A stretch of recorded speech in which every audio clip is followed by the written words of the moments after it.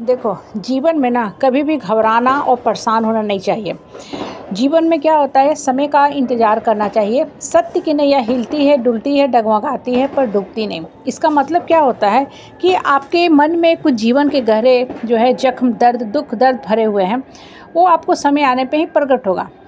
उस समय आपके मन के अंदर निगेटिविटी आ रही है, निगेटिव थॉट्स आ रहे हैं, तरह तरह के ऐसे विचार आ रहे हैं कि अब जीवन ही ख़त्म कर दो, जीवन बोझ है, हम धरती पे बोझ है, मेरे जीवन का कोई पर्पस नहीं है। तो थोड़ा सा आपको मन को शांत करने सीखना पड़ेगा। मन को शांत करने के लिए या तो आप कोई मेडिटेशन टेक्निक अपनाओ, या खुद को ही अपना काउंसलिंग करो, या कोई बहुत अच्छा आपका मित्र है, परिवार है, तो उस एक या दो इंसान से बात करो, सबसे बात मत करो। क्योंकि जितना ज़्यादा आप लोगों से बात करोगे, सिर्फ उपहास और मजाक के पात्र बन के रह जाओगे और आपके अंदर और कुंठा की भावना आएगी। ठीक है, अब देखो, सत्य की नैया हिलती है, डुलती है, डगमगाती है पर डूबती नहीं। इसका मतलब क्या होता है कि भगवान आपको वक्त देता है, पहले अपने आप को मजबूत करो। ठीक है, अंतर्मन को मजबूत करो, फिर सत्य बोलो, ताकि जब सत्य सुनने के बाद लोग आपका साथ छोड़ के चले जाएं, फिर भी आप स्ट्रांग बन के, मजबूत बन के खड़े रहो। पौधा जब हम लगाते हैं तो शुरू में बहुत कमज़ोर होता है, ठीक है, तो उसको साइड से हल्का सा डंडा देते हैं, सहारा देते हैं।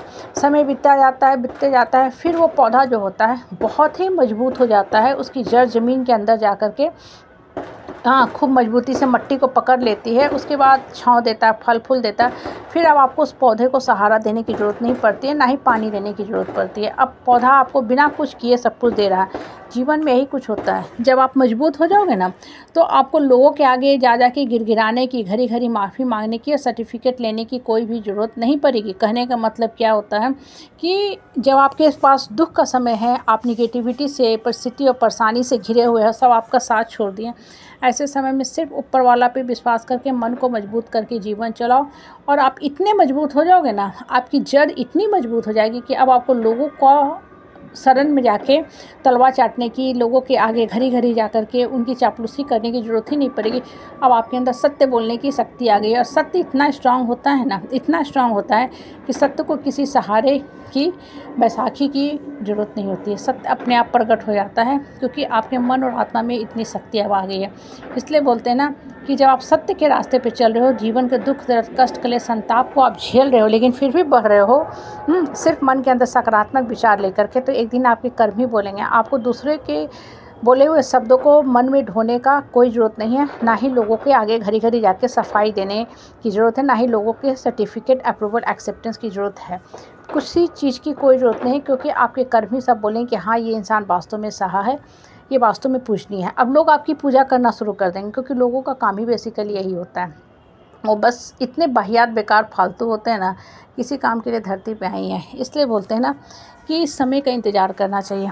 समय से पहले और भाग्य से ज़्यादा कुछ नहीं मिलता है। जो आपके भाग में लिखा है वो भाग के आएगा, जो भाग में नहीं लिखा है भाग के चला जाएगा। इसलिए किसी भी चीज़ के पीछे भागने का कोई फ़ायदा नहीं है। हाँ, लेकिन इसका मतलब ये नहीं हाथ पे हाथ डाल के एकदम परजीवी की तरफ बैठ जाए, नहीं।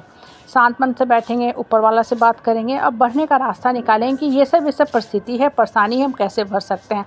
आज के समय में देखो बहुत ही विचित्र हाल है। आए दिन हम सुनते रहते हैं, क्या सुनते रहते हैं, लोगों ने जीवन ख़त्म कर लिया, खा के पी के सो के लटक गए। भाई क्यों आप लटक गए? अपने आप को क्यों इतना कमज़ोर बना के रखे हैं कि आप तुरंत भर में लटक जाते हैं? और लटक के भी क्या आप बताना चाह रहे हैं दुनिया को?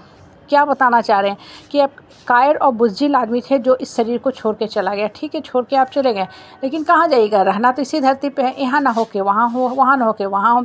और आप तो दुख दर्द से पीछा ना छुटाए तो पाए, दुख दर्द को लेके चले गए, तो आपको तो वो दुख दर्द फिर घेरेगा। अब तो जीरो से शुरू हो गई।